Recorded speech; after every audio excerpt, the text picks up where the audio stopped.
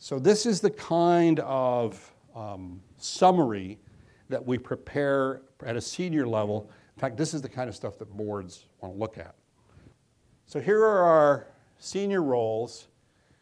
Do we have emergency successors for every one of these roles? Well, clearly we do not. And what that means is that in the event of an emergency, we have a real problem.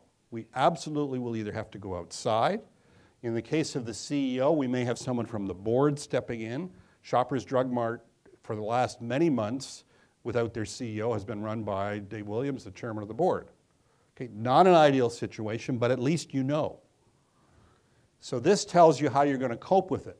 The fact that you may have a number here, we have an emergency COO, but actually we don't have anybody who's ready now. So we'll get by while we figure out what we're going to do.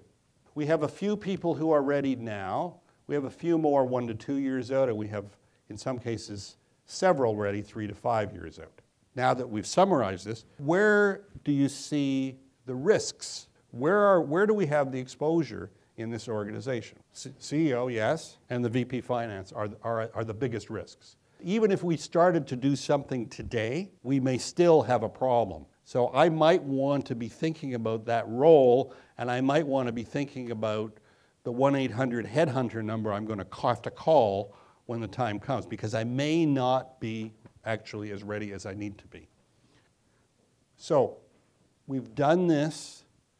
The board is more comfortable. We're saying things to shareholders. Senior management is on side, and we have development plans so that if we look at this in a year, we're going to see some progression. If this person was going to be ready in 1 to 2 years and I look at it 12 months from now, I want to know that they're closer to now. And if they're not, I want to know why not. What happened? Why did we get interrupted? Why did we get distracted? What are we doing about it? Okay, so if I have this, I can say in any of those surveys, I have an up-to-date succession plan and I feel good. Fine. But you guys are in HR. Let's look at this from an HR perspective. Where do we have future retention problems?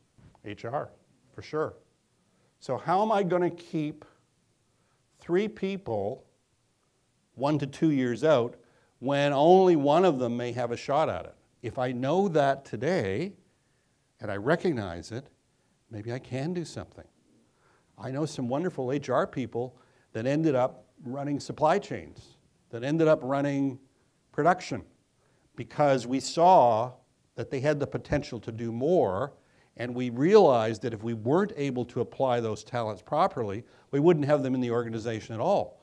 So let's find a great home for them, not because we got a problem to solve, but because we have a great opportunity. So looking at this dashboard the other way also begins to tell us where our future retention issues will come from, and hopefully gives us enough advance warning to do things about them before we start to see the resignations come through.